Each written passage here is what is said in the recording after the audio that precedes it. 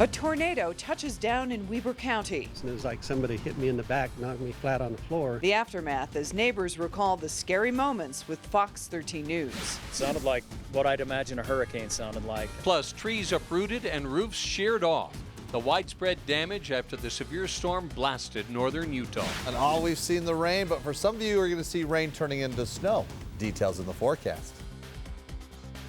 Live from Fox 13 Studios, this is Fox 13 News at 9.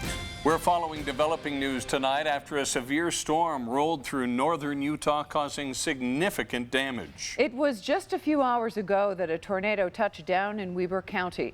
The National Weather Service right now still assessing just how strong it was. That tornado was spotted by people from all over. The hardest hit area was Washington Terrace.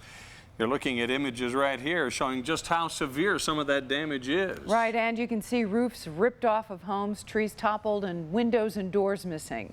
We have team coverage of the severe weather as it caused major damage in several counties. Let's begin with Fox 13's Lauren Steinbrecher in Washington Terrace, where the tornado touched down. Lauren. Well, Bob and Hope, it is an absolute miracle that nobody was seriously injured in this tornado today. It's dark right now, but if you look behind me, you can see the worst of the damage. This building completely uprooted. I mean, cars impaled by wooden poles, families without homes tonight and left figuring what's next.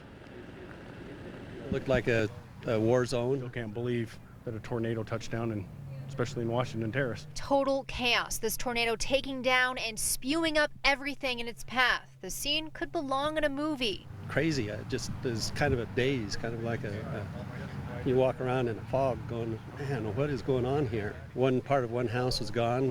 The carport on our house was gone. The neighbor's garage was over on our property. Paul Hewlett's family fled to safety in the basement. I took 2 steps and it was like somebody hit me in the back, knocked me flat on the floor, and there was glass flying all over the place and landing all over me, and I got a couple cuts in my arm and that. Aside from being shaken up, it looks like he and everyone else on this block made it through okay. So far, just minor injuries. They don't know yet how many homes this tornado hit or how many families need help. We have deputies staged in different areas throughout Washington Terrace and the eastern part of Riverdale, and they're going door to door. They're checking for anyone injured, anyone that needs any assistance. With power out, trees down, and damage littering the area everywhere, it'll be a while before this chaotic mess gets sorted out. The Weber County Sheriff's Office says they'll be out here all night monitoring this area. Now, a couple of important things for residents who live in this area to know. First, there is a Red Cross shelter set up at the Washington Terrace Senior Center, and also schools will be closed tomorrow, 4 schools in the Washington Terrace area. Live in Washington Terrace, Lauren Steinbrecher, Fox 13 News, Utah. All right, Lauren, thank you. In Layton, trees were toppled, power lines snapped, and in a few cases, roofs blown off buildings. But the National Weather Service says it was not a tornado, but rather straight line winds.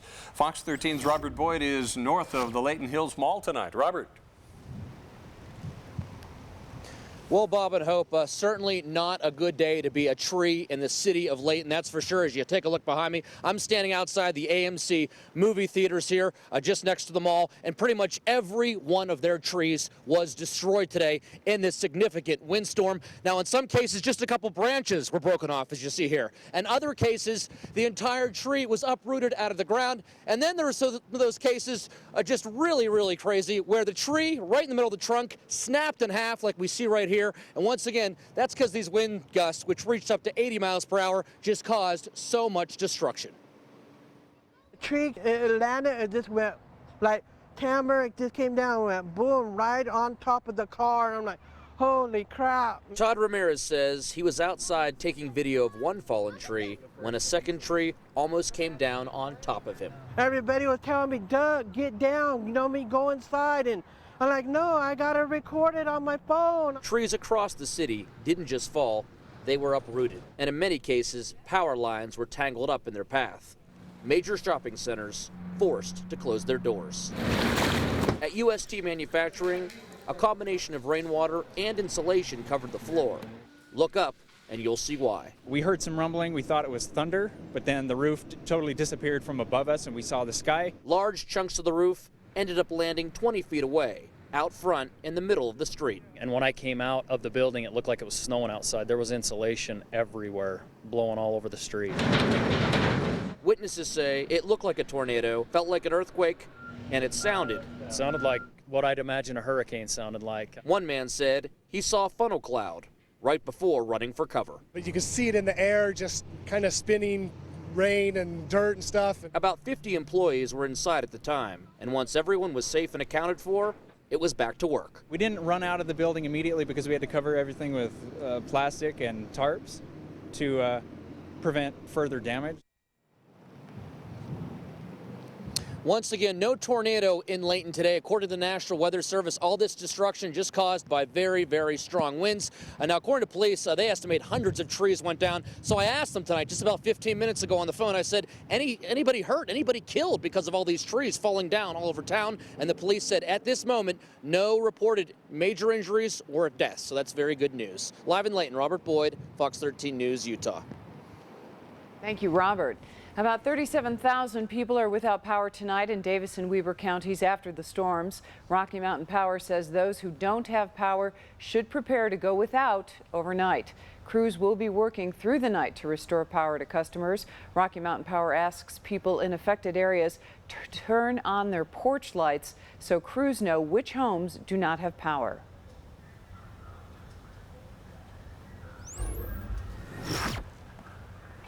Well, let's talk about this weather. Of course, still a lot of active weather happening both in northern and southern Utah.